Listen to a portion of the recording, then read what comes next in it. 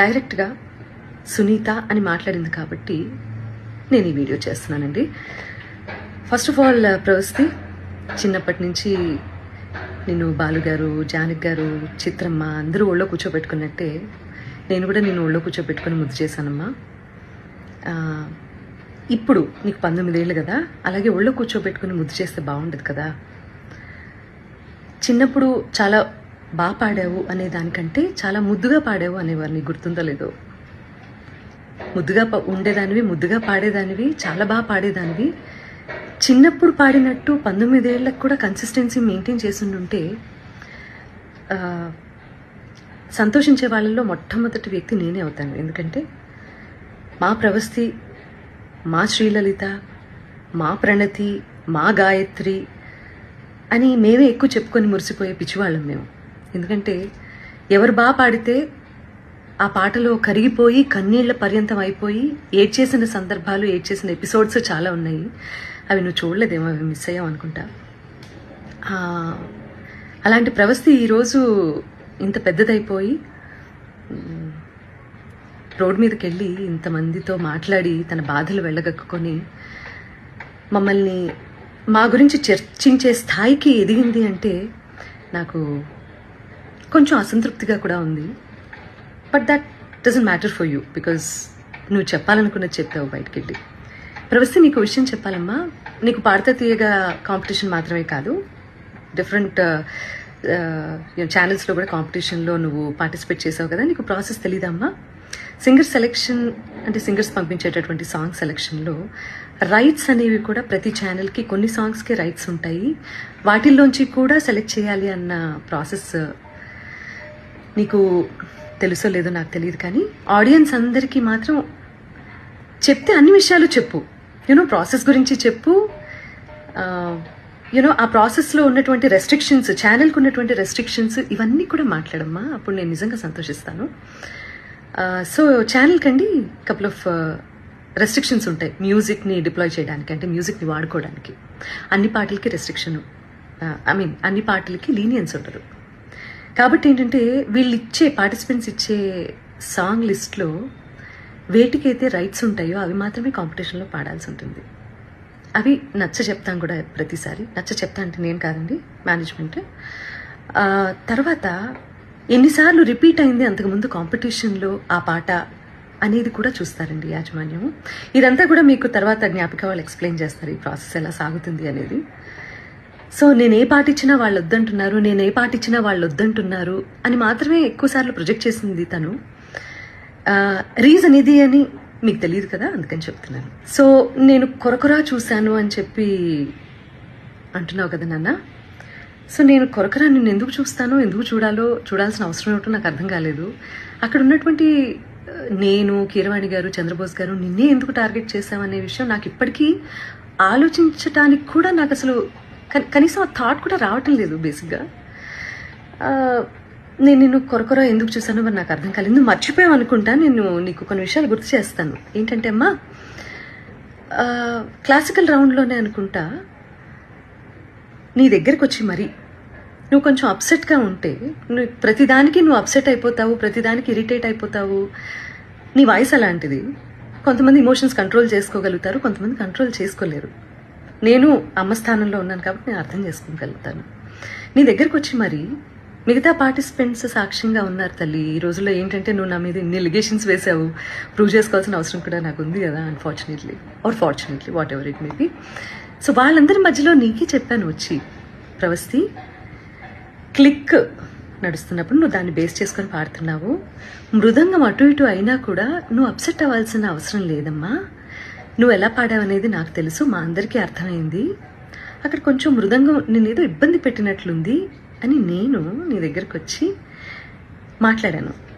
అది నువ్వు మర్చిపోయావేమో కానీ నీ మిగతా పార్టిసిపెంట్స్ అందరూ ఏంటో గుర్తుపెట్టుకున్నారు మరి. అండ్ ఇంకో విషయం, ఈ సిరీస్ సంబంధించి మాట్లాడుకుందాము.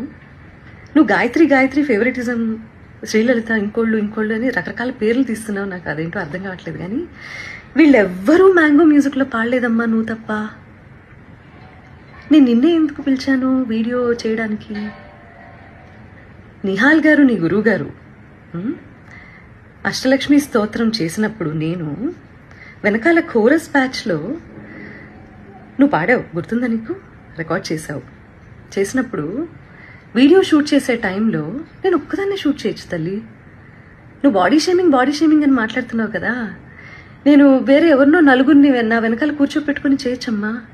నేను పర్టికులర్గా పిలిచాను ఇంటికి. పాపో ఒంటరిగా నువ్వు మీ అమ్మగారు వెళ్తారు, అయ్యో లేదు అలా కాదు అని చెప్పి మా వాళ్ళు ఏదో ఏర్పాట్లు చేసి దగ్గరుండి పంపించారు నీకు. ఇవన్నీ మర్చిపోతే ఎలా తల్లి నువ్వు? తప్పు కదా. కీరవాణి గారు పెళ్లి గురించి, అందులో కచేరీ గురించి మాట్లాడారు అని చెప్పి నువ్వు ఒక రెవల్యూషనరీ స్టేట్మెంట్స్ ఏవో పాస్ చేసావు కదా. పెళ్లిళ్లలో నేను కూడా పాడతాను, ఓకే? మొన్న రీసెంట్గా ఈరోజు ఇండియాలోనే టాప్ మోస్ట్ మ్యూజిక్ డైరెక్టర్ అయిన అనిరుద్ధ్ కూడా పెళ్లిలో పాడారమ్మా. ఆయన ఒపీనియన్ ఆయన చెప్పారు. నేను ఇప్పటి వరకు పెళ్లి కచేరీలు ఎందుకు చేయలేదంటే అని వరల్డ్ మ్యూజిక్ డే సందర్భంగా ఒక గొప్ప సంగీత దర్శకుడు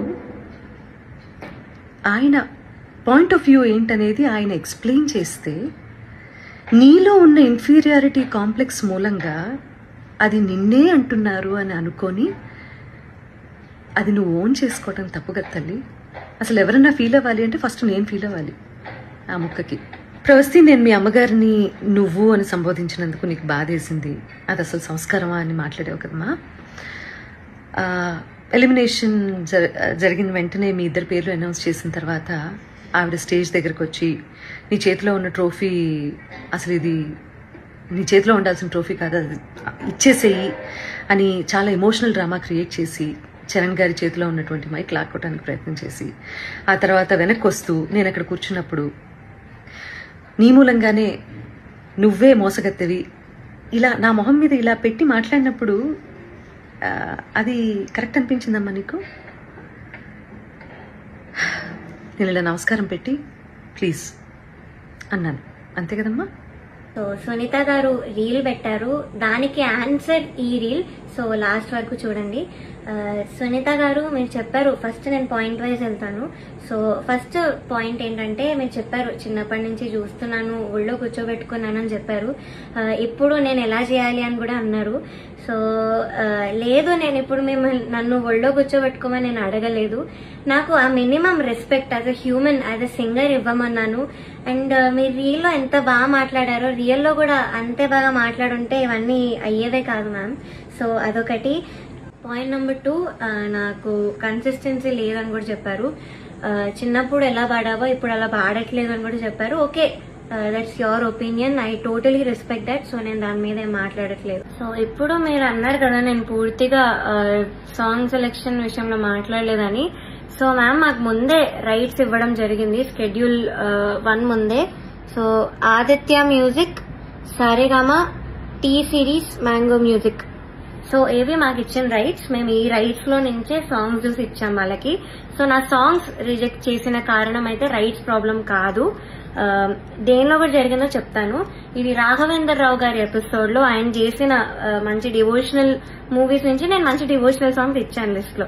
ఇస్తే కాల్ చేసి ఇలాగా ఇది డివోషనల్ రౌండ్ కాదు, ఇలాంటి సాంగ్ ఎవరిచ్చినా కూడా మేము ఇవ్వము అది ఇది అన్నారు Suman sir from Gnapika production house. So call చేసి చెప్పారు. ఇంకా I had no choice, but వేరే ఇంకా సాంగ్స్ దొరికిన సాంగ్స్ అన్ని పంపించాను లిస్ట్ లో. బట్ చూస్తే ఒక అమ్మాయి మాత్రం అదే డివోషనల్ సాంగ్ పాడింది. అండ్ తను కూడా ఎన్ని పిచ్చింగ్ ఇష్యూస్ చేసినా మళ్ళీ అదే మంచి కామెంట్స్ ఇచ్చారు, దట్స్ ఫైన్. అండ్ షార్ప్ పాడుతుంటే మీరేమో సైగలు చేశారు. Instead of pointing that out in the judgement మీరు అది చేయలేదు. మరి ఇదేంత ఫేవరెటిజం కనిపిస్తుంది, అందరికీ కనిపిస్తుంది ఈ పాయింట్ లో. అండ్ మీరు ఇది ఆన్సర్ చేయండి, ఎందుకు సైగలు చేశారు జడ్జ్మెంట్ లో చెప్పకుండా, ఇది ఒక్కటి ఆన్సర్ చేయండి మ్యామ్. అండ్ జడ్జ్మెంట్ గురించి మాట్లాడుతున్నాం కాబట్టి ఈ యొక్క ఎపిసోడ్ లో Ilaiyaraaja sir, SPB sir episode లో మీరు ఒక పాటకి లేకుండానే ముందే జడ్జ్మెంట్ ఇచ్చి వెళ్లారు. కన్యాకుమారి అనే పాటకి మీరు ఆ రోజు ఏదో ఎక్కడికో వెళ్ళాలి అని ఆ పాట వినక ముందే మీరు కామెంట్స్ ఇచ్చేసి వెళ్లిపోయారు.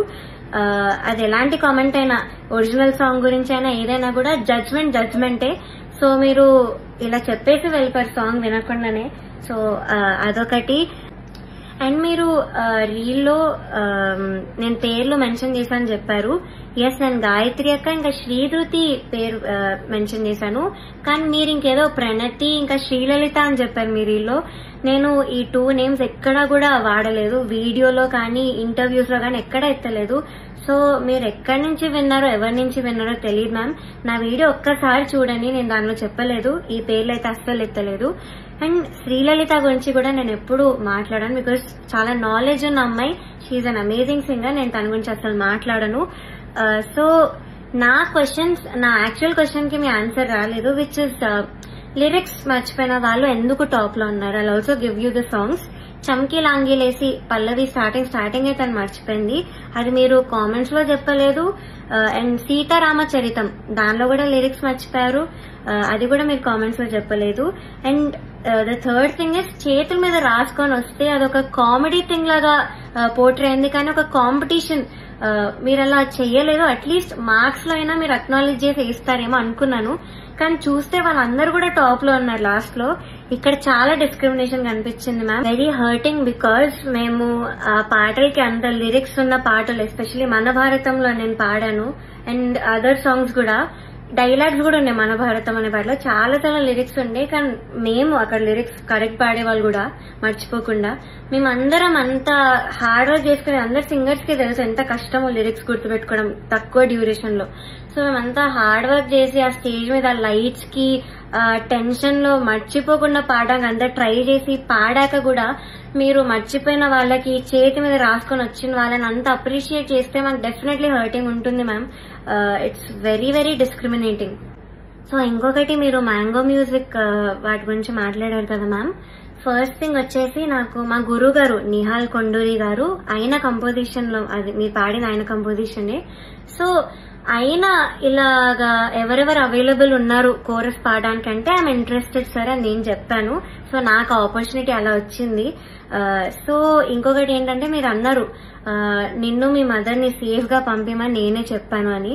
మ్యామ్ ఫస్ట్ థింగ్, మా మదర్ రాలేదు ఆ రోజు, మా మదర్ అలో కూడా చేయలేదు, నేను ఒక్కదాన్ని వచ్చాను. నాతో పాటు మీ అసిస్టెంట్ అక్క వచ్చారు, బికాజ్ అక్క ఇక్కడే ఉంటారంట ఇంటి పక్కన, అందుకే వచ్చారు. So my mother was not there ఆ రోజు, వేరే వాళ్ళ ఒక మదర్ వచ్చారు. సో నన్ను పికప్ చేసుకున్నప్పుడే మా మదర్ కిందకు వచ్చి అక్కతో అయితే చెప్పారు, నైట్ ప్లీజ్ డ్రాప్ చేసి వెళ్ళండి, ఇది మాత్రం నేను రిక్వెస్ట్ చేస్తున్నాను మిమ్మల్ని అని అడిగితే ఓకే అన్నారు అక్క. సో అలా మా మదర్ ముందే అడిగారు డ్రాప్ చేయమని. ఆ రోజు చాలా లేట్ అయింది, స్టార్ట్ అవ్వడమే చాలా లేట్ అయింది, నాకు చాలా ఫీవరిష్ కూడా ఉండే, ఫీవర్ ఉండే చాలా ఆ రోజు. సో వెళ్లేటప్పుడు అక్క మాత్రం నన్ను డ్రాప్ చేసి వెళ్లారు అని చెప్పారు కూడా, మా ఇల్లు మీ ఇంటి పక్కనే, సో అందుకే నాకు కుదిరింది అని కూడా చెప్పారు. సో నాకు ఆపర్చునిటీ అయితే అలా వచ్చింది మ్యామ్, త్రూ మై గురువు గారు నిహాల్ కొండూరి సార్. ఇది కూడా అన్నారు, నువ్వు ఇదెందుకు చెప్పలేదు, నాకే నేను నీతో వచ్చి మాట్లాడాను క్లాసికల్ రౌండ్ లో అని చెప్పారు. సో ఓకే, నేను ఇది మాట్లాడాలి, దీని గురించి చెప్పాలి. సో ఏమైందంటే, నేను పాడలేను పల్లవైన అనే పాట పాడాను క్లాసికల్ రౌండ్ లో. యాజ్ మ్యామ్ చెప్పినట్టు క్లిక్ ఒకటి వెళ్ళింది, మృదంగం ఒకటి వెళ్ళింది. So I had to follow click follow అయి నేను పాడాను, ఐ డెంట్ మిస్ ఎనీ స్వరం. కానీ మిస్ అవ్వకపోయినా కామెంట్స్ లో ముగ్గురులో ఒక జడ్జ్ నుంచి నాకు అక్కడ స్వరం పోయింది కదా, తప్పులు అవుతూ ఉంటాయిలే అన్న కామెంట్ వచ్చింది. సో అది మార్క్స్ మీద ఎఫెక్ట్ అవుతాయేమో అని నేను అప్సెట్ అయ్యాను. ఆఫ్ కోర్స్ అప్సెట్ అయ్యాను. కాంపిటీషన్ ఉన్నప్పుడు నా ప్లేస్ లో ఎవరైనా అప్సెట్ అవుతారు అని మేబీ మీరు చెప్పినట్టు బీయింగ్ 19 year old నా ఏజ్ కూడా ఇష్యూ ఏమో, బట్ నేను అప్సెట్ అయ్యాను. అండ్ అప్సెట్ అయ్యాక ఏమైందంటే, నేను ఆర్కెస్ట్రా వాళ్ళ దగ్గరికి వెళ్ళాను, ప్రొడక్షన్ వాళ్ళ దగ్గరికి వెళ్ళాను, మెంటర్స్ దగ్గరికి వెళ్ళాను. సార్ ప్లీజ్ మీరు ఈ జడ్జెస్ కి పాస్ చేయండి, నా తప్పు లేదు అక్కడ, కానీ కామెంట్స్ అలా వచ్చేసా నాకు కొంచెం భయం వేస్తుంది, మార్క్స్ లో పడుతుందేమో అని. సో ఇది నేను అన్నిసార్లు వెనకాల పెడితే వాళ్ళు వచ్చి మీకు చెప్పారు, అది మీరు విన్నారు, నేను చూసా వాళ్ళు చెప్పేటప్పుడు మీరు విన్నారు, దెన్ మీరు రియలైజ్ అయ్యి వచ్చి నాతో మాట్లాడారు, అది నేను చూసాను మ్యామ్. సో అంతేగాని మీరు వచ్చి మీరు రియలైజ్ అయ్యి నేను అప్సెట్ కనిపిస్తున్నాను అయితే మీరు మాట్లాడలేదు.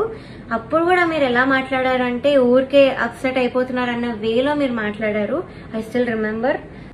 అండ్ మీరు ఇంకో మాట అన్నారు మ్యామ్, అన్నిటికంటే హర్ట్ఫుల్ ఉన్న మాట అది నాకు, రోడ్ మీదకి వచ్చి ఇంటర్వ్యూలు ఇస్తున్నావు అది ఇస్తున్నావు అని మీరు అన్నారు.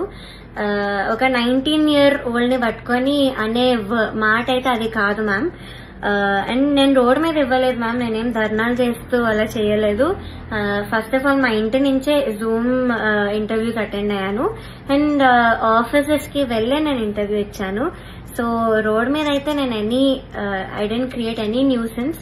సో మీరు ఆ మాట అనడం మాత్రం is very very wrong ma'am. I don't expect that from you.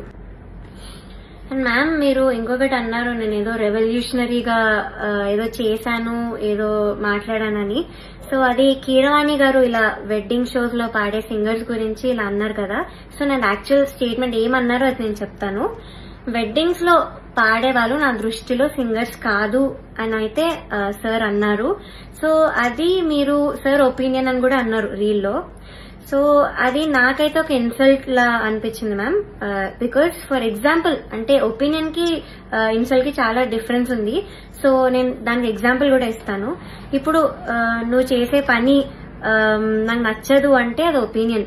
నువ్వు చేసే పని అసలు అది నువ్వు మనిషివే కాదు, నువ్వు పని చేస్తే నువ్వు మంచోడివే కాదు అని అంటే దట్స్ అన్ ఇన్సల్ట్. సో నాకు ఇది ఇన్సల్ట్ లా అనిపించింది and it's my opinion ma'am. Also మీరు ఒక వర్డ్ అన్నారు, ఓటమిని తీసుకోలేకపోతుంది అని. సో మ్యామ్ నేను ముందు చాలా రియాలిటీ షోస్ లో కూడా ఎలిమినేట్ అయ్యి వచ్చాను అండ్ నేను ఎప్పుడు కూడా ఇలా వీడియో చేసి నాకు అన్యాయం జరుగుతుందని నేను ఎప్పుడూ పెట్టలేదు. ఒక్కసారి మీరు చూడండి అండ్ నా ఏజ్ చూసుకొని మీరు అజ్యూమ్ చేసుకోకండి ma'am. Though I'm 19 years old, I have enough experience. నాకు 15 years ఉంది మ్యామ్ ఎక్స్పీరియన్స్ రియాలిటీ షోస్ లో and I know how to take a failure. And నేను వీక్ పర్సన్ అయితే కాదు. చిన్న ఏజ్ నుంచే నేను చాలా హార్డ్ వర్క్ చేసి నా ఫ్యామిలీ రెస్పాన్సిబిలిటీ అంతా కూడా నేను తీసుకున్నాను. సో నాకు తెలుసు మెంటల్ ప్రెషర్ ఎలా హ్యాండిల్ చేయాలో, అన్నిటినీ ఎలా హ్యాండిల్ చేయాలో నాకు తెలుసు మ్యామ్. సో నేను చాలా స్ట్రాంగ్ గానే నించున్నాను ఇప్పుడు. అండ్ నా వెనకాల ఎలాంటి పవర్ఫుల్ పర్సన్ లేరు, మాకు అంత ఇన్ఫ్లుయెన్స్ లేదు, మాకు మనీ లేదు నేను ఓన్ గా రావడానికి, నా ఓన్ మ్యూజిక్ చేసి ఓన్ సాంగ్స్ చేసుకొని రావడానికి మాకు అది లేదు.